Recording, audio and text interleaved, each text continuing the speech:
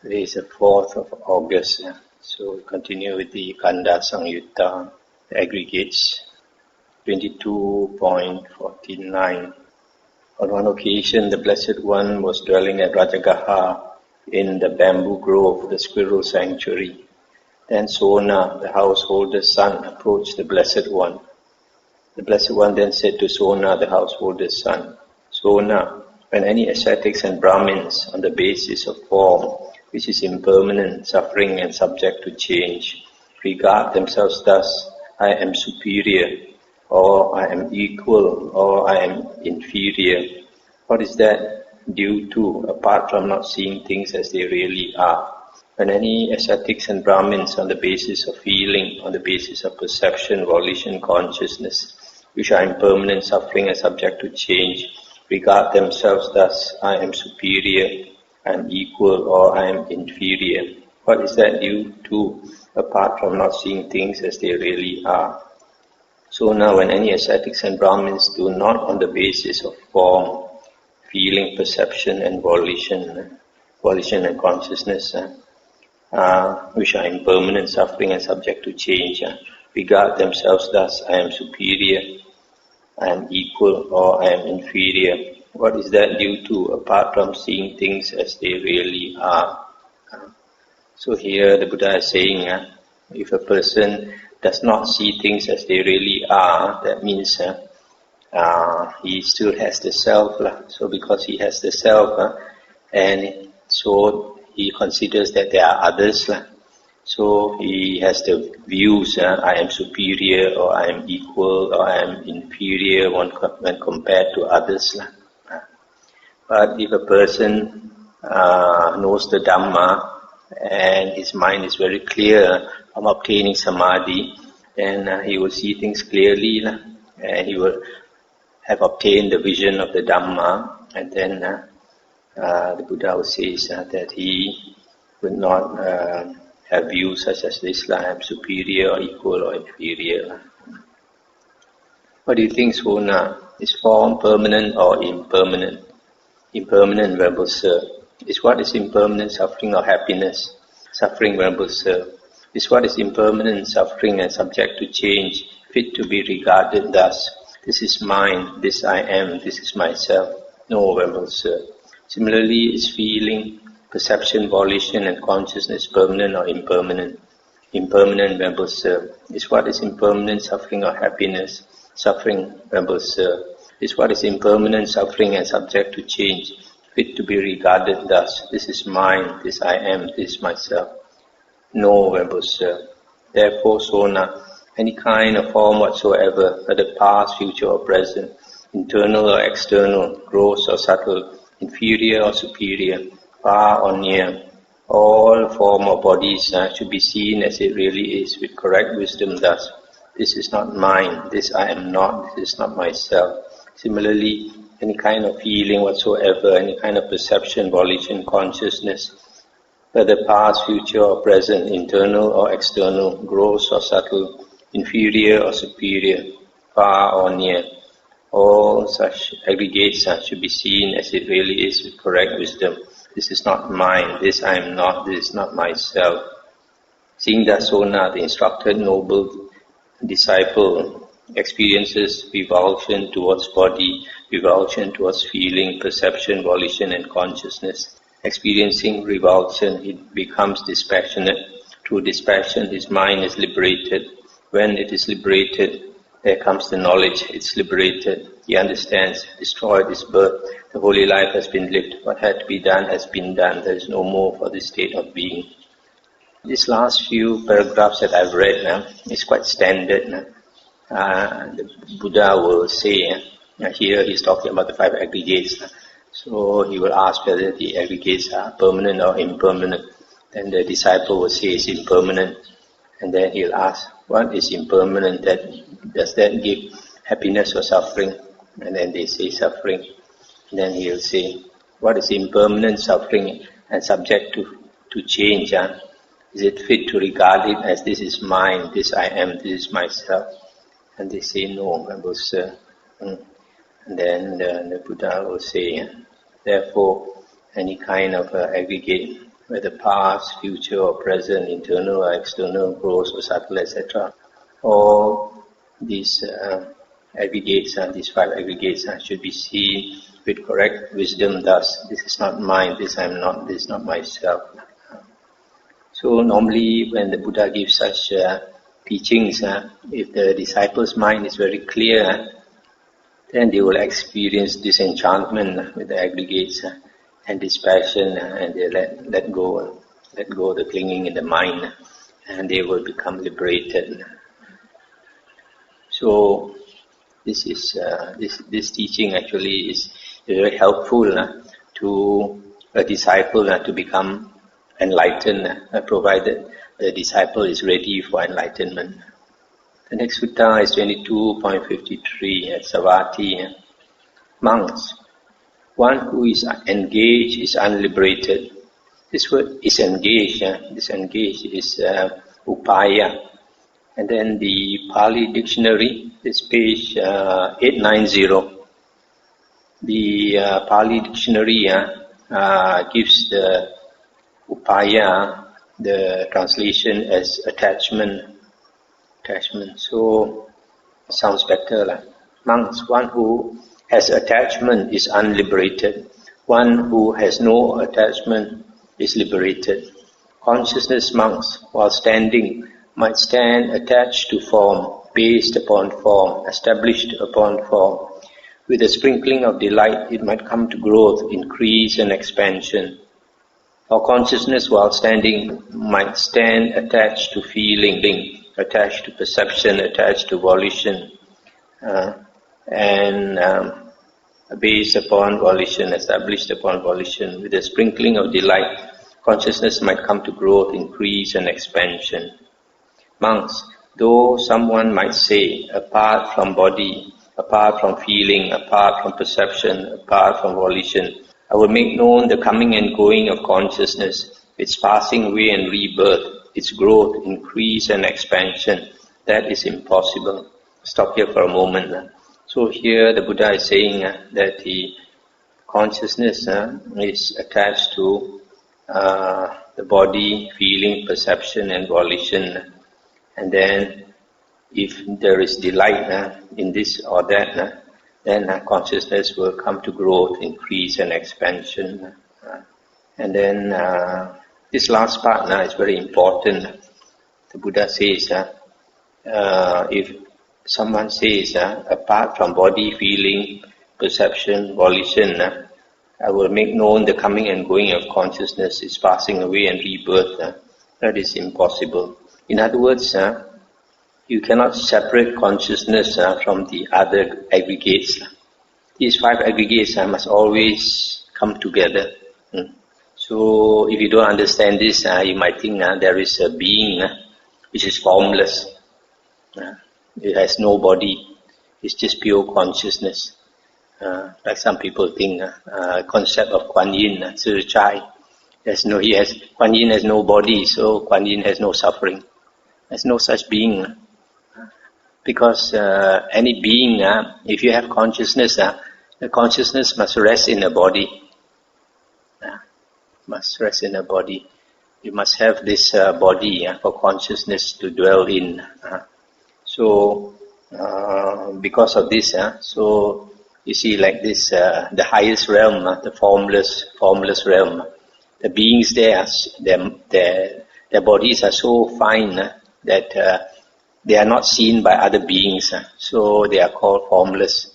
But some people think that they have no form. They only appear to have no form because all other beings cannot see them, even other devas cannot see them. But according to this sutta, you cannot have consciousness without the other aggregates. So even the formless realm, the beings there, they also have form. But their form is so fine that other beings cannot see them. Monks. If a monk has abandoned lust for the form or body element, with the abandoning of lust, the basis is cut off. There is no support for the establishing of consciousness. If he has abandoned lust for the feeling element, abandoned lust for the perception, abandoned lust for volition, for the consciousness element, with the abandoning of lust, the basis is cut off. There's no support for the establishing of consciousness. And that consciousness is unestablished, not coming to growth, non-generative. It is liberated. By being liberated, it is steady. By being steady, it is content. By being content, he is not agitated. Being unagitated, he personally attains Nibbana. He understands, destroy this birth, the holy life has been lived. What had to be done has been done. There is no more for this state of being. That's the end of the sutta. So here the Buddha says, if a monk has abandoned lust for the 5 aggregates, then there is no support for the establishing of consciousness. And when the consciousness is unestablished, not established anywhere, not coming to growth, it is non-generative, it is liberated. Being liberated, it is steady, then it is content, and then it is not agitated. And this unagitated state is a cool state. Nibbana is a cool state. So when a being is unagitated, the mind is cooled, then he attains Nibbana. So if a person's mind is agitated, he can never attain Nibbana, even if he wants to attain. For example, there are some ascetics, they strive so hard to attain Nibbana. The desire to become liberated is too strong, so the mind is agitated. That's why when we strive, the desire to become liberated must not be too strong. If you are looking forward to result, you are expecting results, then your mind is dwelling in the future. Your mind is not dwelling in the present. So the Buddha says, you must leave behind the past and you must forget about expecting anything in the future. Then only your mind is cool.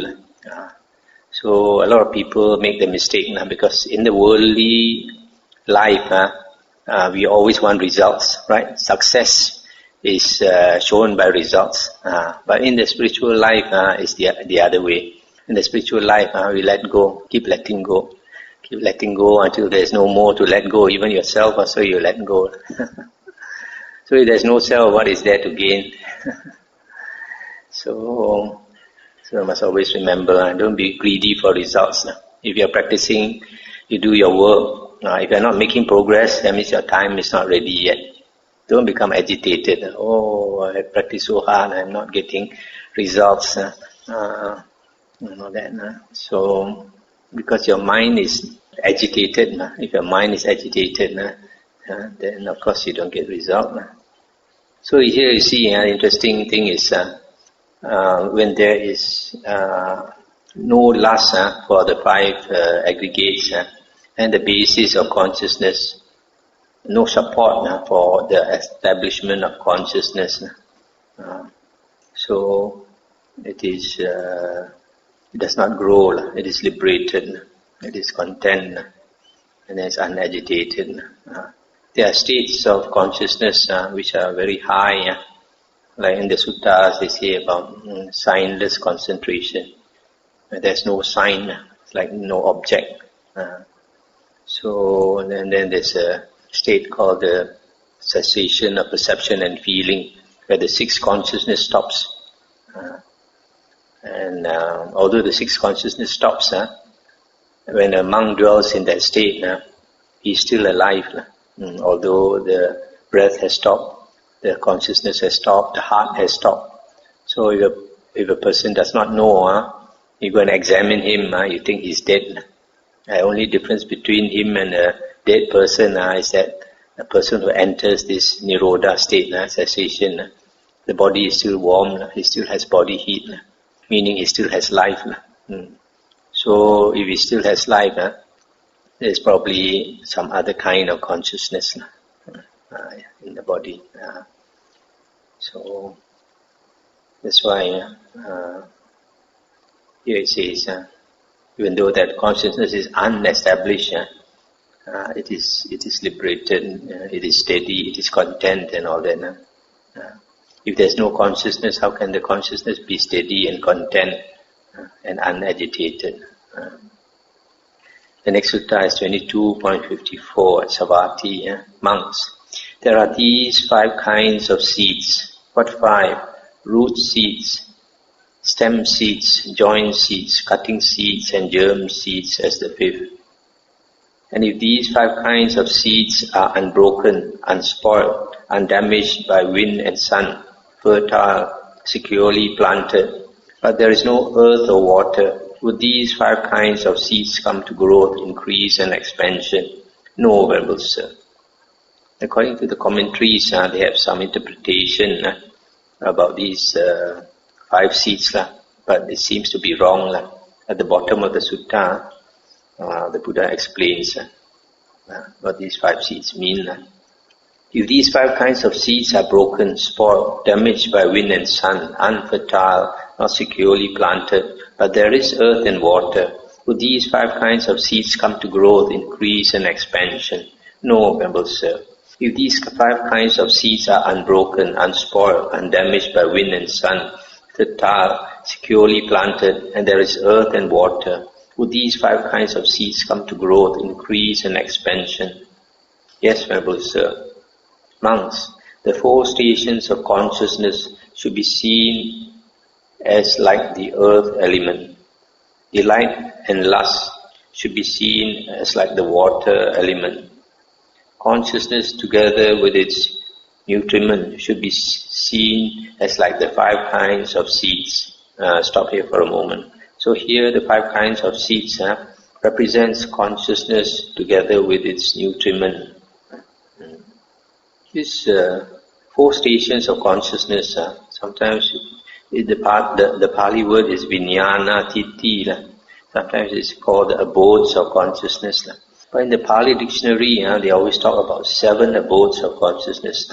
The first one, where beings are different in body, different in perception, like the human plane and devas, some devas, and some beings in the woeful planes. And the second one, different in body but equal in perception, meaning the Brahma realms. And then the third is the Abhasara Devas, those in the second jhana realm. The fourth is the Subhakinha Devas, I think they are in the third jhana realm. And then the 5th is the first Arupa Devas, and then the 6th is the second Arupa Jhana Devas, and the 7th is the third Arupa Jhana Devas. So the 4 stations of consciousness, or the 4 abodes of consciousness, should be seen like the earth element, just like the seed resting on the earth. So consciousness resides in these different beings. Delight and lust should be seen like the water element, because water, if you have water, that's the catalyst for consciousness to grow. So delight and lust is the catalyst. If we delight in this and that in the world, then consciousness continues to grow. Consciousness, together with its nutriment, should be seen like the 5 kinds of seeds. Consciousness, it has different types of nutriment. I think earlier we read. So all of these are considered as the 5 kinds of seeds that will sprout. Consciousness monks, while standing, might stand attached to form of body, based upon body, established upon body, with a sprinkling of delight. It might come to growth, increase and expansion. Our consciousness while standing might stand attached to feeling, perception, volition, volition. And based upon these other aggregates, with a sprinkling of delight, it might come to growth, increase and expansion. Monks, though someone might say, apart from body, apart from feeling, apart from perception, apart from volition, I will make known the coming and going of consciousness, its passing away and rebirth, its growth, increase and expansion. That is impossible. So here the Buddha stressed this point again, that the 5 aggregates, they come together.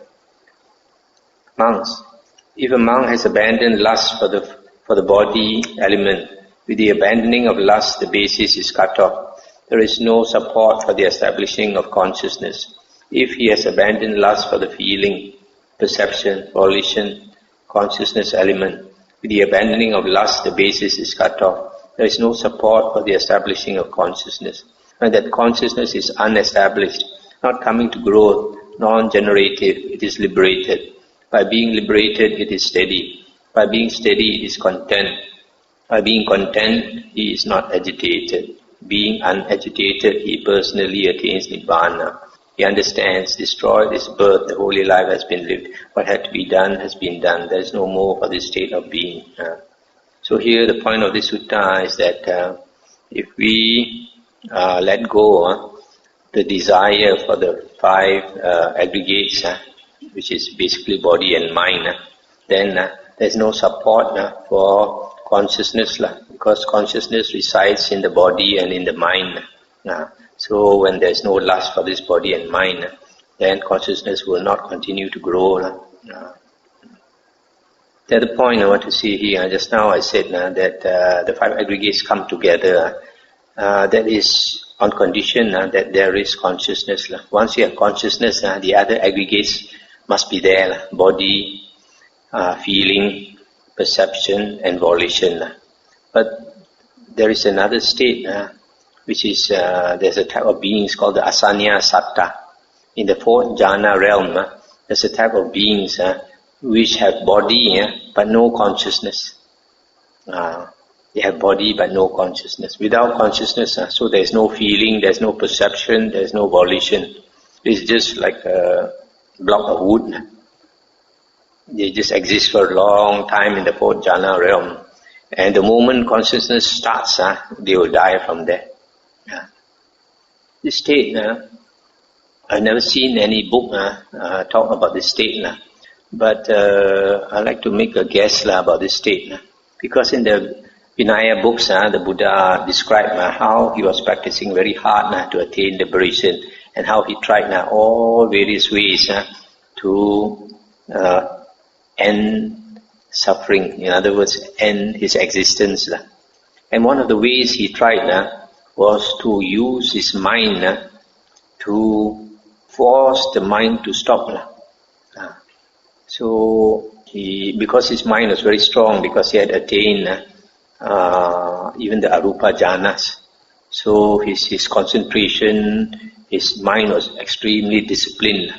So he used the strength of his mind to press down on his mind and make the mind stop working, because he thought the source of suffering is the mind.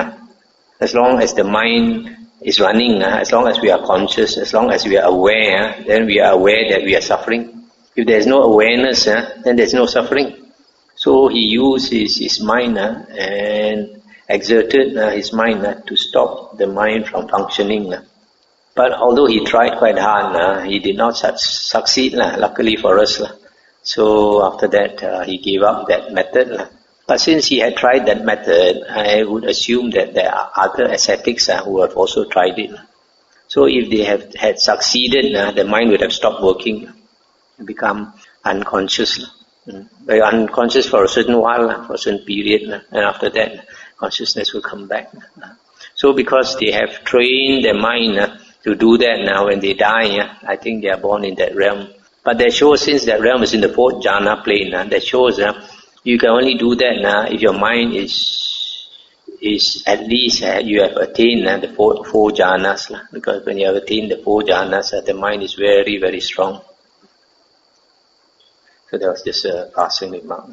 The next sutta is 22.55 at Savatthi. There the Blessed One uttered this inspired utterance. Here it says, it might not be and it might not be for me, it will not be and it will not be for me. Resolving thus, a monk can cut off the lower fetters. When a monk cuts off the 5 lower fetters, he becomes an anagamin, a third fruition, Arya, which is also translated as a non-returner, meaning he does not come back to the human rebirth anymore. But this translation doesn't seem to be very good. The previous one in the Pali Text Society, I think it sounds better. The previous translation was, were I not then, it would not now be mine. It shall not be, and mine it shall not be. So, try to explain this a bit from my understanding, my interpretation. Were I not then, probably means, were I not then, that means if in a previous life, I did not exist, that means I did not have the perception of I am, I exist. If myself was not there, it would not now be mine. This body and mind would not now be mine. This present body and mind would not now be mine. It shall not be. This it shall not be. This it is the I am, the ego, the self. Shall not be. That means it's determined to cut off the self. And mind, it shall not be. When that happens, even if there is a body and mind, then he does not consider it to be mine anymore. It is just body and mind. So I think that is the explanation. When this was said, a certain monk said to the Blessed One, "But how, Venerable Sir, can a monk resolving thus, were I not then, it would not now be mine, it shall not be, and mine it shall not be." Resolving thus, how can he cut off the lower fetters? And then the Buddha said, "Here, monk, the unlearned, ordinary person who does not see noble ones regards body as self, or body as belonging to self, or body as in the self, or self as in the body. Similarly, for the other aggregates, perception, feeling, perception, volition, and consciousness. He does not understand as it really is, impermanent body as impermanent, impermanent feeling as impermanent, impermanent perception, impermanent volition, impermanent consciousness as impermanent. He does not understand as it really is, painful body as painful, painful feeling as painful feeling, painful perception, painful volition, painful consciousness. He does not understand as it really is, selfless body as selfless, anatta, selfless. Selfless feeling as selfless, selfless perception, selfless volition, selfless consciousness. I stop here for a moment. This selfless, what's the meaning of anatta? Anatta, sometimes they translate as no soul. That's not correct. Anatta means there is no core, something inside that is unchanging.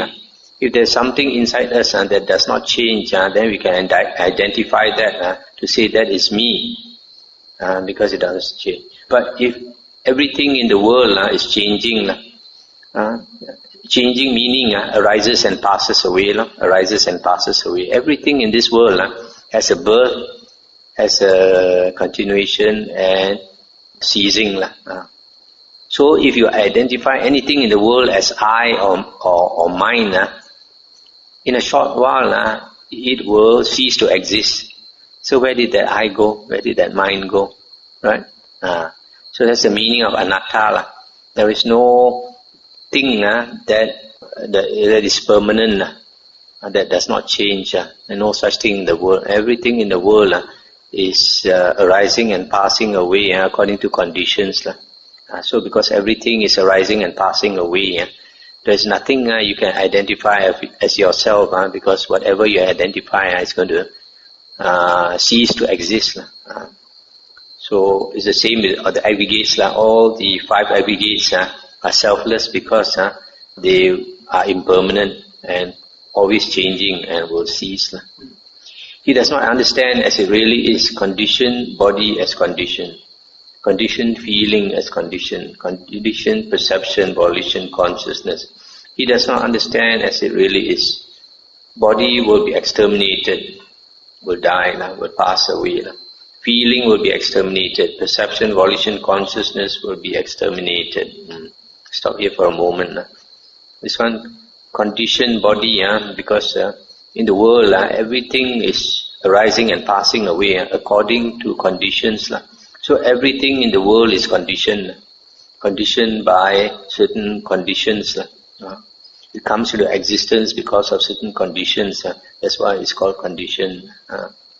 And since everything arises and will pass away, so here it says the body and the other aggregates will be exterminated, will cease.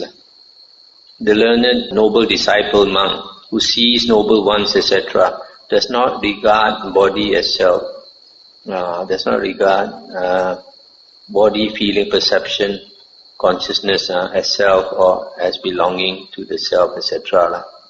He understands as it really is, impermanent body as impermanent feeling, perception, volition, consciousness as impermanent. He understands as it really is, painful body as painful feeling, perception, volition, consciousness as painful.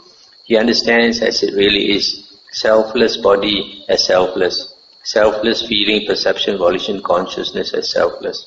He understands as it really is, conditioned body as conditioned.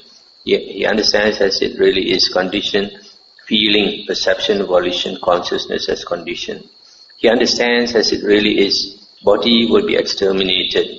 Feeling, perception, volition, consciousness, all will be exterminated. With the extermination of body, feeling, perception, volition and consciousness, that monk, resolving thus, were I not then, it would not now be mine. It shall not be, and mine it shall not be. Resolving thus, Venerable Sir, a monk can cut off the 5 lower fetters, but how should one know, how should one see for the immediate destruction of the asavas to occur? Let's stop here for a moment. So just now the Buddha was saying, for a monk to destroy the 5 lower fetters and become an anagamin, he has to understand that the 5 aggregates are impermanent, that they are painful, that is a source of suffering, that there is no self in them, nothing permanent. He understands that they are all conditioned. He understands that they will all cease. And so, understanding that the 5 aggregates are impermanent and a source of suffering, then he resolves this saying, were I not then, it would not now be mine. It shall not be, and mine it shall not be. The last sentence, that this I shall not be, he will exterminate the I, the self, so that this body and mind will also not be anymore. So finally the monk asked him how to attain immediate destruction of the asavas, that means immediately to become liberated. The Buddha said, here monk, the unlearned ordinary person, ordinary worldling, becomes frightened over an unfrightening matter, for this is frightening to the unlearned worldling. Were I not then, it would not now be mine. It shall not be, and mine it shall not be. But the instructed noble disciple, or the learned noble disciple, does not become frightened over an unfrightening matter, for this is not frightening to the noble disciple. Were I not then, it would not now be mine. It shall not be, and mine it shall not be. Stop here for a moment. So here, the Buddha is saying, for the ordinary person, is saying that the self will be no more, is frightening to him. But for the learned noble disciple, it is not frightening to give up the self. Then the Buddha continued. Consciousness monks, while standing, might stand attached to form, attached to feeling, perception, volition and consciousness. Based upon these aggregates, consciousness may, with the sprinkling of delight, come to growth, increase and expansion. Monk, though someone might say, apart from body, apart from feeling, perception, volition, I will make known the coming and going of consciousness, its passing away and rebirth, its growth, increase and expansion. That is impossible. Monk, if a monk has abandoned lust for the body element, with the abandoning of lust the basis is cut off. There is no support for the establishing of consciousness. If he has abandoned lust for the feeling, perception, volition, consciousness element, with the abandoning of lust the basis is cut off. There is no support for the establishing of consciousness. When that consciousness is unestablished, not coming to growth, non-generative, it is liberated. By being liberated, it is steady. By being steady, it is content. By being content, he is not agitated. Being unagitated, he personally attains Nibbana. He understands, destroyed is birth, the holy life has been lived. What had to be done has been done. There is no more for the state of being. It is, monk, for one who knows thus, for one who sees thus, that the immediate destruction of the asavas occurs. So here the Buddha is saying that a monk abandons desire for the five aggregates, and then consciousness does not become established, and then finally he attains liberation.